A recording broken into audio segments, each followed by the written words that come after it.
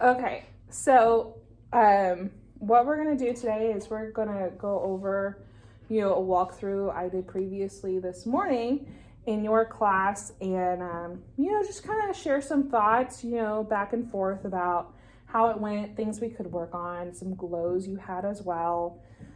Especially being a first year teacher, I feel like this is something that's super important because you are learning so much your first year, classroom management, TEKS, and coming in the middle of the year too, because you came in like August, but not the start of August. Yeah. It's rough. So, when I walked in, I saw that you had started off by showing the students data.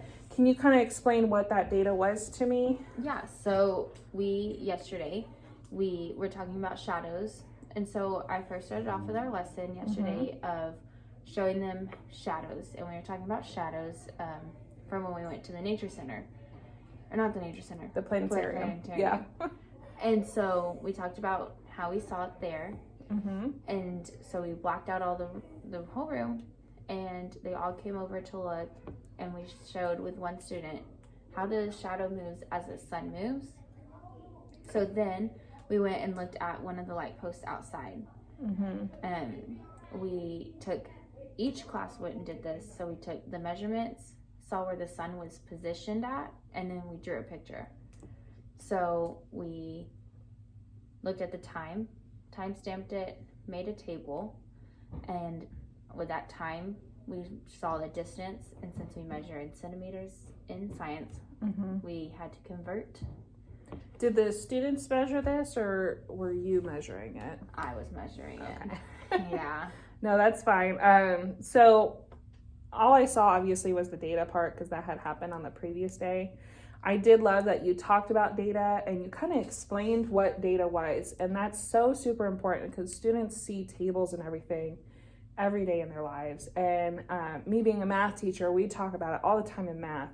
So it's good that you kind of got that cross-curricular approach where you're not just showing science, but you're also showing math because it was something that they really go hand in hand. One thing you might think about is having the students record it. You mentioned the planetarium. I know the guy there, he had the students look at it. And then also, asking those higher order thinking questions. Well, what do you see? You notice that, the first class recorded this and now it's longer. What do you think that means? Those questions are so important because it gets the students thinking. After that, I saw something with the globe. You want to talk to me about the globe? Yeah, so today we moved into talking about the shadows of the sun with seasons.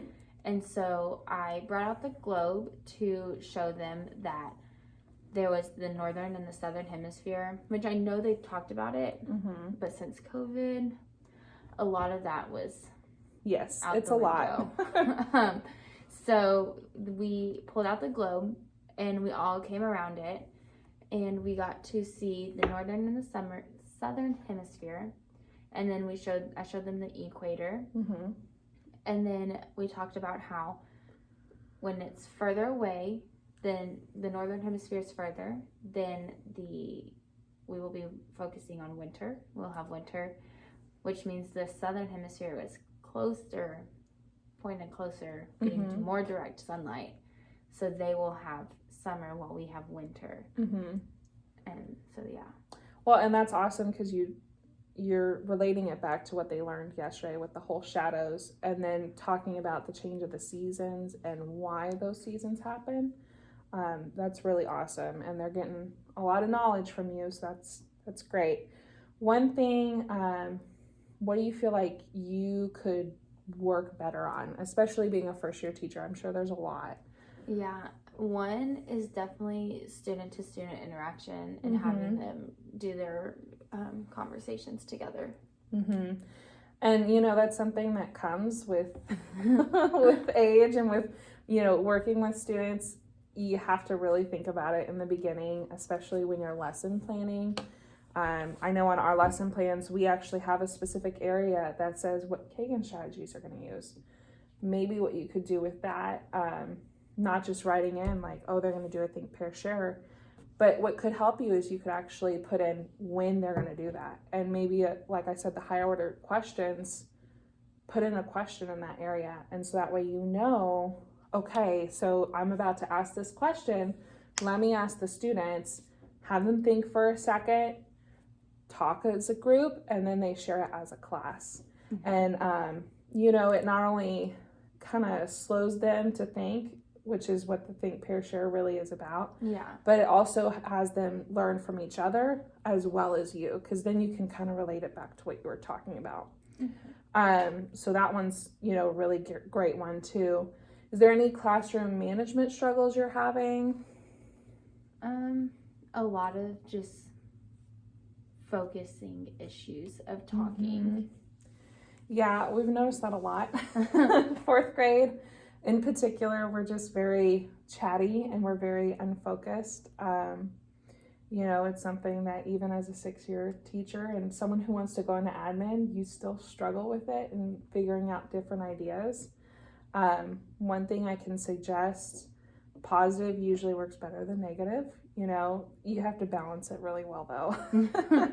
So one thing that I do, and I have it on my board, is like I have a prize, but it's covered in Post-its, and the kids look forward to those Post-its and removing it. But they only get to remove them if they've really been focused in answering questions and, been doing what they're supposed to. And it's a class effort. It's not just a individual thing. And sometimes those class efforts tend to work better than just an individual reward. Class Dojo is another good one. But yeah, all together, it's pretty good. You did a really good job, especially as a 1st-year teacher, and I'm really excited that you're on our team. So Thank you. Well, good job, and